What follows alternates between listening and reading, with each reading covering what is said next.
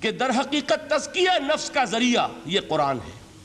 سینوں میں جو روگ ہیں، حب دنیا، حب مال، حب شہرت، حب اقتدار، جس کو کہ ایڈلر کہتا ہے دی ارج ٹو ڈومینیٹ، میرا غلبہ ہو، میرا تسلط ہو، میں نمایاں ہو جاؤں، میری حکومت بن جائے، اختیار میرے ہاتھ میں آ جائے، دی ارج ٹو ڈومینیٹ۔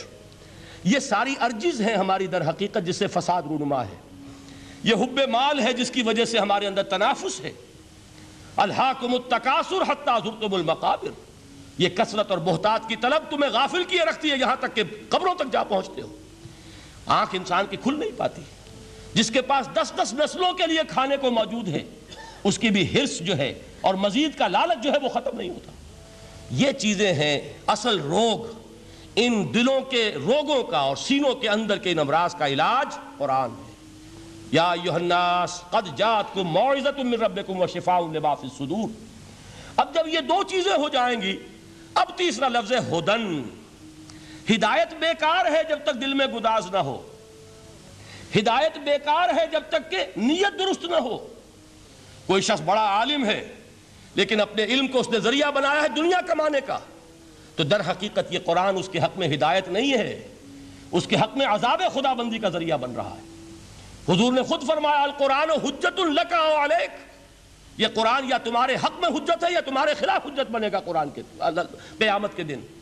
اس لیے کہ ایک شخص اس کو دنیا کمانے کا ذریعہ بنا رہا ہے، ایک شخص اس کو شہرت کے حصول کا ذریعہ بنا رہا ہے، ایک شخص علم کو ذریعہ بنا رہا ہے دنیا میں نمایاں ہونے کا، اپنی تعریف کا۔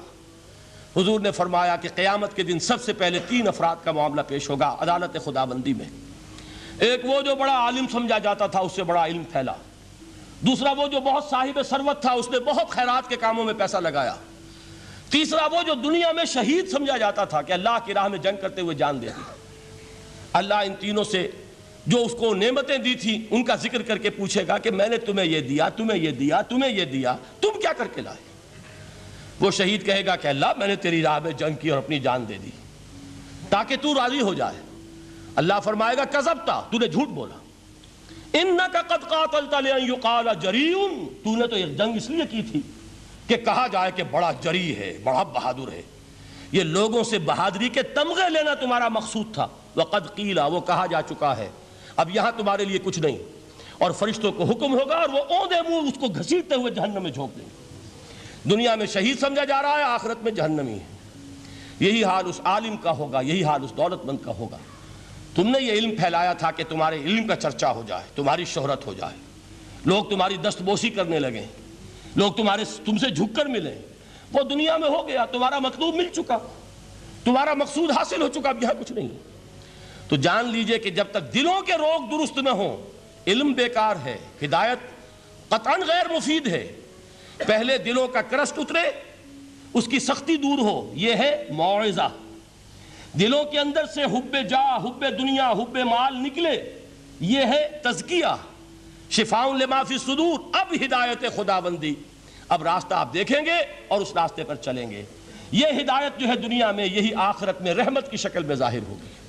جنہوں نے اس قرآن کی ہدایت سے فائدہ اس دنیا میں اٹھایا، آخرت میں رحمت خدا بندی کی بدلیاں ان پر سایہ کریں گی۔ ایک حدیث میں تو باقاعدہ الفاظ آئے ہیں کہ سورہ بقرہ اور سورہ آل عمران یہ 2 بدلیوں کی صورت میں ظاہر ہوں گی میدان حشر میں، اور ان لوگوں پر سایہ کریں گی کہ جن کو ان سے بڑی محبت تھی۔